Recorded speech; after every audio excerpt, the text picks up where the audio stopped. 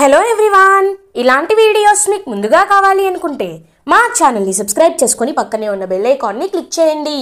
Upcoming రివ్యూలోకి వెళ్ళిపోదాం. Episode start అవ్వగానే Kalyan కావ్యని convince చేయడంతో కావ్య రూమ్ డెకరేట్ చేయడానికి ఒప్పుకుంటుంది. ఇంకా కావ్య కామెడీగా రాజ్తో మాట్లాడడం, రాజ్ కావ్య ఇద్దరు కలిసి రూమ్ డెకరేట్ చేయడం జరుగుతుంది.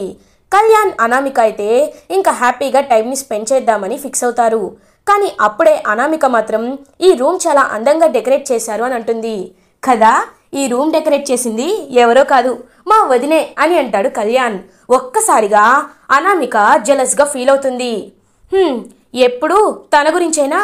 అయినా నేను ఉన్నప్పుడు మాత్రం తను రూమ్ డెకరేట్ చేయననింది, మరి ఇప్పుడెలా చేసిందో అని అంటుంది అనామిక. చూడు అనామిక, మా వదిన చాలా మంచిది, నువ్వు తనని అర్థం చేసుకోవాలే కానీ తనంత మంచి వ్యక్తి ఈ ఇంట్లో ఎవ్వరూ ఉండరు తెలుసా అని అంటాడు కళ్యాణ్. అబ్బా, ఇప్పుడు ఆ కావ్య గురించి ఎందుకు మనకి, ఇంకా ఏదైనా ఉంటే చెప్పు అని అంటుంది అనామిక. ఇంకా అంటే ఒక్క నిమిషం అని ఇంకా కళ్యాణ్ అయితే ఆ నెక్లెస్ని తీసుకువస్తాడు. ఏంటి కళ్యాణ్, నీ చేతిలో ఏదో వెనకాల పెట్టుకున్నావేంటి అని అడుగుతుంది అనామిక. నేను నీకోసం ఒక గిఫ్ట్ తీసుకువచ్చాను అని అంటాడు కళ్యాణ్. గిఫ్టా? ఏంటది అని అంటూ ఉంటుంది. ఇదిగో చూడు, నీకోసమే మన కంపెనీలో స్పెషల్గా డిజైన్ చేయించాను, ఎలా ఉంది అని ఆ జ్యువెలరీని చూపిస్తారు. అనామిక చాలా హ్యాపీగా ఫీల్ అవుతుంది. కళ్యాణ్, చాలా చాలా బాగుంది Kalyan, thank you so much అని అంటుంది అనామిక. అది అది మా వదిన సెలెక్షన్ అంటే. నీకో విషయం తెలుసా, యాక్చువల్లీ నేను 2 నెక్లెసెస్ సెలెక్ట్ చేసి పెట్టాను, కానీ రెండిట్లో ఏది నీ గిఫ్ట్ ఇవ్వాలో నాకు అర్థం కాలేదు. అప్పుడే వదినని అడిగా, వదిన ఇదే సెలెక్ట్ చేసింది. నాకు తెలుసు వదిన సెలెక్షన్ చాలా బాగుంటుందని, నీకు నచ్చింది కదా అని అంటాడు కళ్యాణ్. ఒక్కసారిగా ఇంకా కోపం వస్తుంది అనామికకి.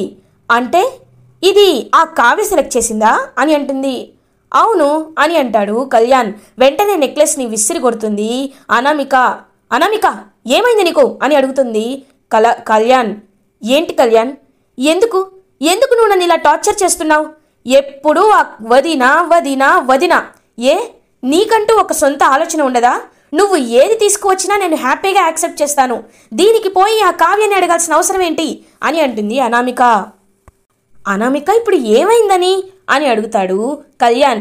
ఏమవ్వాలి కళ్యాణ్, ఇంకా ఏమవ్వాలి? మార్నింగ్ వ్రతం కూడా హ్యాపీగా జరిపిద్దామంటే ఆ అప్పుకి యాక్సిడెంట్ అయిందని మధ్యలో వదిలేసి వెళ్ళిపోయావు.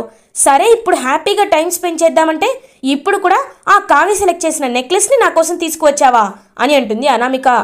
చూడనామిక, నువ్వు గొడవని చాలా పెద్దది చేస్తున్నావు. అసలు ఇప్పుడు ఏమైందని? అప్పుకి బ్లడ్ ఇవ్వడం తప్ప, అప్పుకి కాల్ చేయడం తప్ప. అయినా అప్పు నా ఫ్రెండు, తనకి నా మీద ఎలాంటి ఉద్దేశం ఉన్నా నేను మాత్రం తన్ని ఎప్పుడు ఫ్రెండ్గానే చూశాను. తన బాగోగులు అడిగే అవసరం, తన బాగోగులు అడిగే హక్కు నాకు లేదా అని అంటాడు కళ్యాణ్. అంటే నువ్వు అప్పుని మర్చిపోవు, కావ్యని మర్చిపోవు, అంతే కదా అంతే కదా అని చెప్పి ఇంకా ఫ్లవర్స్ అన్నిటినీ తీసి విసిరిగొట్టి మొత్తం ఇంకా గజి బిజి చేసేస్తుందనమాట అనామిక. అనామిక, ఏం చేస్తున్నావు అని అడుగుతాడు కళ్యాణ్. నీకు వాళ్ళే ముఖ్యం కదా, అయితే వాళ్ళతోనే హ్యాపీగా మాట్లాడుకో, నేను నీకు అవసరం లేదు అని చెప్పి ఇంకా పిల్లో బెడ్షీట్ తీసుకొని బయటికి వచ్చేస్తుంది అనామిక. అనామిక అనామిక అని పిలుస్తూ ఉంటాడు కళ్యాణ్. ఎంతకీ అనామిక ఇంకా కన్విన్స్ అవ్వకుండా వెళ్ళి హాల్లో సోఫాలో పడుకుంటుంది. ఇది ఇలా ఉండగా మార్నింగ్ అవుతుంది. అప్పుడే ఇంకా ధాన్యలక్ష్మి, అపర్ణ, ఇందిరాదేవి, సీతారామయ్య గారు అందరూ ఫ్రెష్ అయి బయటికి వస్తారు. అనామిక సోఫాలో నిద్రపోవడం చూసి ఒక్కసారిగా అందరూ షాక్ అయిపోతారు. అమ్మా అనామిక అని చెప్పి నిద్ర లేపుతారు ఇందిరాదేవి గారు. వెంటనే అనామిక అందరినీ చూస్తుంది. చూసి ఒక్కసారిగా షాక్ అయిపోతుంది. పైకి లేచి నించుంటుంది. కావ్య కూడా అక్కడికే వస్తారు. అమ్మా, ఏంటి ఇక్కడ నిద్రపోతున్నావు అని అడుగుతారు అపర్ణ. ఏం చేయమంటారంటీ, నా జీవితం అలా ఉంది, అది నా తప్పే అని అంటుంది అనామిక. ఒక్కసారిగా కావ్య అందరూ షాక్ అయిపోతారు. కళ్యాణ్ కూడా అప్పుడే ఇంకా బయటికి వస్తాడు. రేయ్, ఏమైందిరా అని అడుగుతాడు రాజ్. అన్నయ్య అది అని అంటాడనమాట కళ్యాణ్. చెప్పు కళ్యాణ్, చెప్పు, ఎప్పుడు నా వైపేగా నువ్వు తప్పు చెప్పేది? నువ్వు ఏమీ చేయలేదు, నేనే అంతా చేశానని చెప్తావు, అంతే కదా అని అంటుంది అనామిక. అనామిక, నువ్వు నన్ను తప్పుగా అర్థం చేసుకుంటున్నావు అని అంటారు కళ్యాణ్. అంతేలే, అన్ని తప్పులు నా వైపే ఉంటాయి అని అంటుంది అనామిక. అప్పుడే ఇంకా ధాన్యలక్ష్మి, అమ్మా అనామిక, నేను నీ సొంత అమ్మని అనుకొని చెప్పు, అసలు ఏమైంది, సమస్య ఏంటి అని అడుగుతారు ధాన్యలక్ష్మి. ఆంటీ, మేము సంతోషంగా ఉందామనుకుంటే కళ్యాణ్ అప్పు పేరుని తీసుకువస్తున్నాడు, కావ్య పేరుని తీసుకువస్తున్నాడు. వాళ్ళిద్దరి పేరు వింటుంటేనే నాకు చాలా చిరాగ్గా ఉంటుంది. అలాంటిది వాళ్ళ ప్రస్తావన ఎందుకు మా మధ్యలో తీసుకువస్తున్నారు ఆంటీ అని అంటుంది అనామిక. ఒక్కసారిగా షాక్ అయిపోతారు రాజ్, కావ్య. ధాన్యలక్ష్మి కావ్య వైపు చాలా కోపంగా చూస్తూ ఉంటుంది. సత్యనారాయణ వ్రతాన్ని నీ చేతులతో చెడగొట్టావు, ఇప్పుడు నువ్వే వీళ్ళకి చెడిపోవడానికి కారణమయ్యావు, నువ్వే కదా అని చెప్పి ధాన్యలక్ష్మి కోపంగా చూస్తూ ఉంటుంది. వెంటనే పాపం కావ్యకి ఏం మాట్లాడాలో అర్థం కాదు. అప్పుడే రాజ్, పిన్ని, ఇందులో కావ్య చేసిన తప్పేంటి? అసలు ఇందులో కళావతి తప్పేముంది పిన్ని? అయినా వచ్చినప్పటి నుండి చూస్తున్నాను, ఎందుకు కావాలనే కళావతిని మీరు టార్గెట్ చేస్తున్నారు అని అడుగుతాడు రాజ్. రాజ్, ఇది టార్గెట్ చేయడం కాదు, నిజంగా ఈ కావ్య వల్లే కదా ఇవాళ ఇలా జరిగింది అని అంటుంది అపర్ణదేవి. మమ్మీ, నువ్వు కూడా ఎందుకని ఇలా మాట్లాడుతున్నావు? ఎప్పుడూ కళావతి ఏది కావాలని చేయదు. అయినా అప్పుకిచ్చి కళ్యాణ్ని పెళ్లి చేయాలని అనుకుందని మీరందరూ అనుకుంటున్నారు, కానీ అది నిజం కాదు. అప్పుడే కళావతికి కూడా పెళ్లి పీటలపైనే ఆ విషయం తెలిసింది. ఎంతగానో అప్పుని కన్విన్స్ చేయాలనుకుంది, కానీ వాళ్ళు మాట వినకపోయేసరికి ఇక్కడి వరకు వచ్చింది. అయినా ఇప్పుడు కళావతి అంత తప్పేమి చేసింది? కళావతిని ఏ పని చేయనివ్వటం లేదు. కళావతి కనీసం ఏదైనా చేస్తే అందులో చిన్న తప్పు జరిగినా మీరు తను ఏదో పెద్ద తప్పు చేసినట్టు మాట్లాడుతున్నారు. కళావతి ఈ విషయంలో ఎలాంటి తప్పు చేయలేదు. అనామిక, నేను ఒకటి ఓపెన్గా అడుగుతున్నాను, ఎందుకు కావ్యపై అంత హేట్రెడ్ చూపిస్తున్నావు? ఇప్పుడు తను తెచ్చిన నెక్లెస్ అనేది కళావతి సెలెక్ట్ చేసింది అని కళ్యాణ్ చెప్పగానే నువ్వు ఎందుకు అంత ఇరిటేటింగ్గా ఫీల్ అవుతున్నావు? అయినా కళ్యాణ్ ఏమైనా బయట వాళ్ళకి చూపించాడా? తన వదినకే కదా అని అంటారు రాజ్. బావగారు, మీ భార్య కాబట్టి మీరు ఎంతైనా వెనక వేసుకుని వస్తారు. నా భర్త కూడా నాకు అలా సపోర్ట్ చేయాలని నేను అనుకోవాలి కదా. నేను అనుకుంటున్నా సరే, కళ్యాణ్ నాకు ఏ విధంగా సపోర్ట్ చేయటం లేదు అని అంటుంది అనామిక. ఇందిరాదేవి, అమ్మ అనామిక, ఇప్పుడు కొన్ని గొడవలు అనేవి ఎవరి మధ్యలో అయినా వస్తాయి, కానీ అడ్జస్ట్ అయి వెళ్ళాలి. అయినా ఇప్పుడు కళ్యాణ్ ఏం తప్పు చేశాడని? కళావతి కావ్య పేరు తన వదినని తలుచుకున్నాడు, తన వదిన గురించి మంచిగా చెప్తున్నాడు.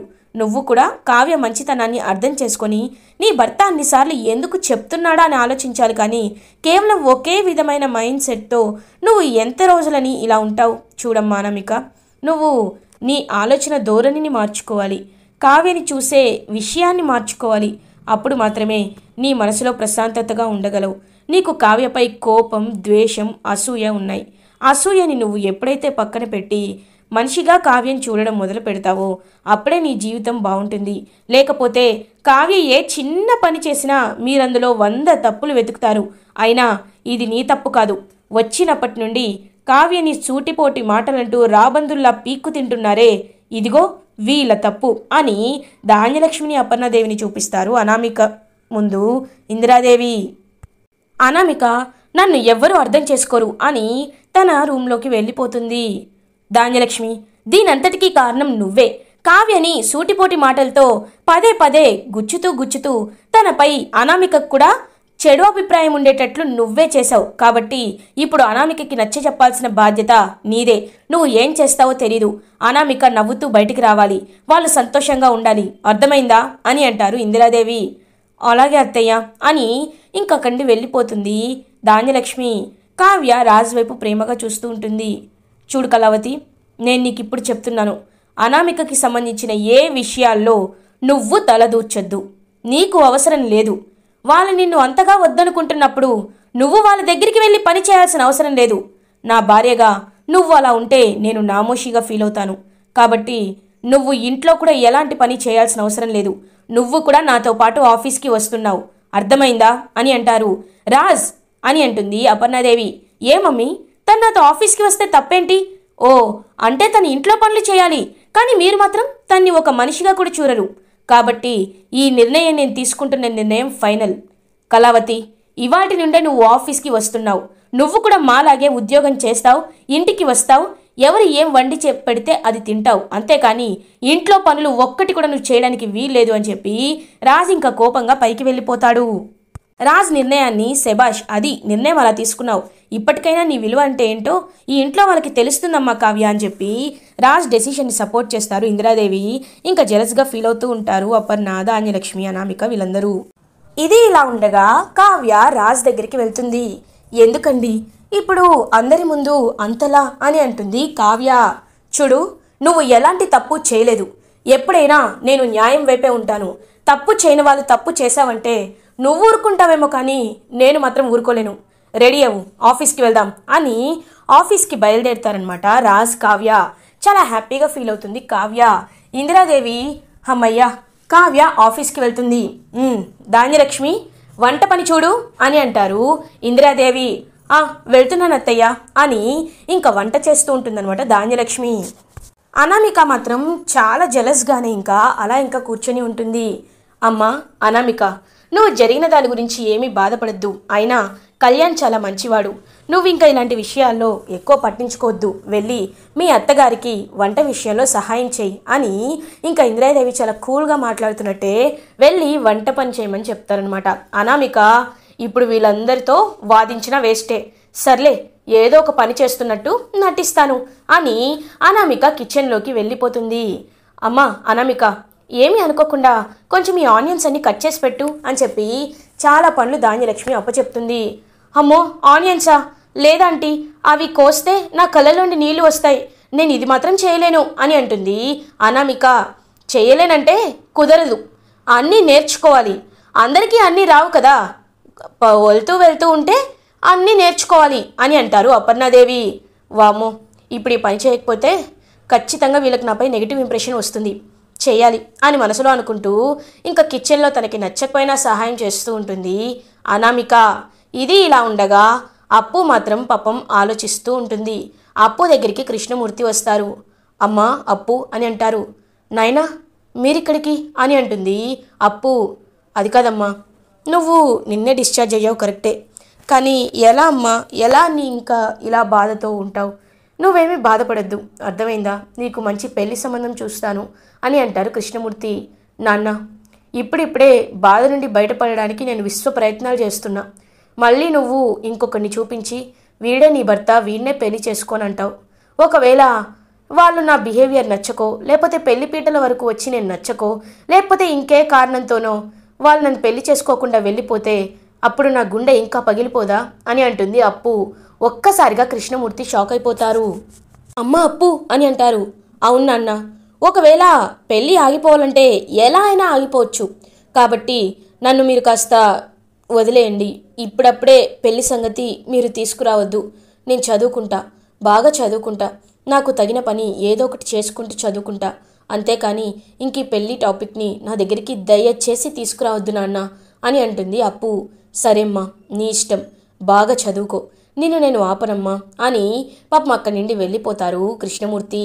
అప్పు మాత్రం నేను ఏమీ అడగకపోయినా నాకు వచ్చి రక్తం ఇచ్చిండు, ఖచ్చితంగా కళ్యాణ్తో మాత్రం నేను మాట్లాడకూడదు అని చెప్పి పాపం ఇంకా బాధపడుతూ ఉంటుంది అప్పు.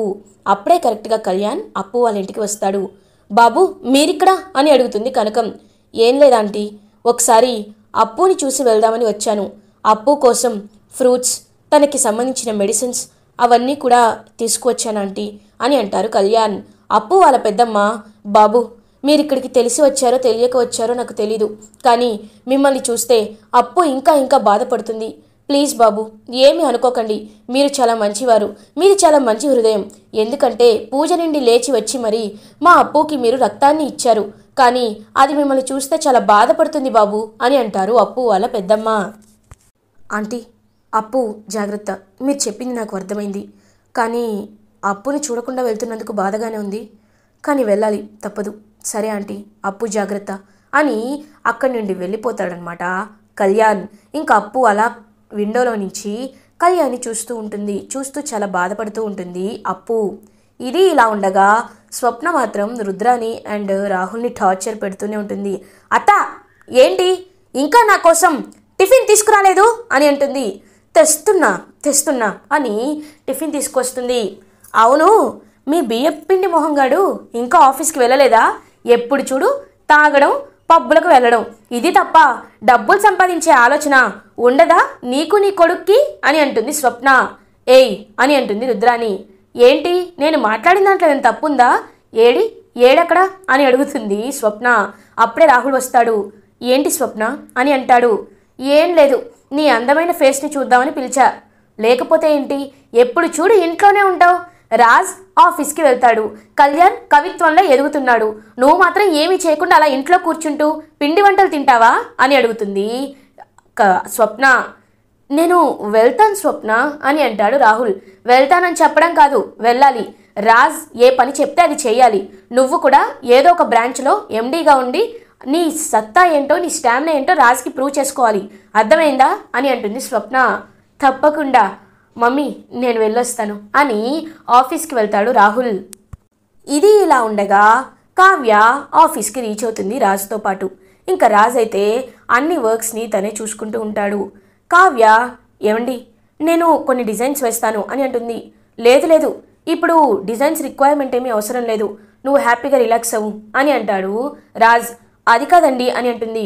చూడు కళావతి, నువ్వు ఇంట్లో పని చేస్తున్నావు, ఇక్కడ కూడా పని చేస్తానంటే నేను ఒప్పుకోను. నీ పని కావాల్సి వచ్చినప్పుడు నేనే నిన్ను అడుగుతాను. ఇప్పుడు మాత్రం ఎలాంటి స్ట్రెస్ లేకుండా హ్యాపీగా రిలాక్స్ అవ్వు అని ఇంకా చెప్పేసి వెళ్ళిపోతాడు రాజ్. రాజ్ వైపు ప్రేమగా చూస్తూ ఉంటుంది కావ్య. అప్పుడే రాజ్ వాళ్ళ ఆఫీస్కి శ్వేత వస్తుంది. ఒక్కసారిగా శ్వేతను చూసి షాక్ అయిపోతుంది కావ్య. ఇవాళ ఎట్టి పరిస్థితుల్లో అసలు ఏది నిజం ఏది అబద్ధం అనేది నేను తెలుసుకోవాలి అని చెప్పి కావ్య ఫిక్స్ అవుతుంది. అప్పుడే ఇంకా రాజ్, హే శ్వేత, నీ గురించే ఎదురు చూస్తున్నాను, వచ్చావా? ఇంతకీ డివోర్స్ మ్యాటర్ ఏమైంది అని ఇంకా ఇద్దరు డిస్కస్ చేసుకుంటూ ఉంటారు. అప్పుడే అక్కడికి కావ్య వస్తుంది. కావ్య, నువ్వు కావ్య కదా, నీతో నేను ఎప్పటి నుండో మాట్లాడాలనుకుంటున్నాను అని అంటుంది శ్వేత. దేని గురించి అని అంటుంది కావ్య. అదే డివోర్స్ గురించి అని అంటుంది. నేను ఒప్పుకోనంటే ఒప్పుకోను, అయినా నా భర్త నాకు దూరం అవ్వడం నాకు ఇష్టం లేదు అని అంటుంది కావ్య. హే కళావతి, ఏంటి పిచ్చి పిచ్చిగా మాట్లాడుతున్నావు? అయినా డివోర్స్ మనకేంటి, మేము డివోర్స్ గురించి మాట్లాడేది శ్వేతకి వాళ్ళ హస్బెండ్కి అని అంటాడు రాజ్. ఒక్కసారిగా షాక్ అయిపోతుంది కావ్య. ఏంటి అని అంటుంది.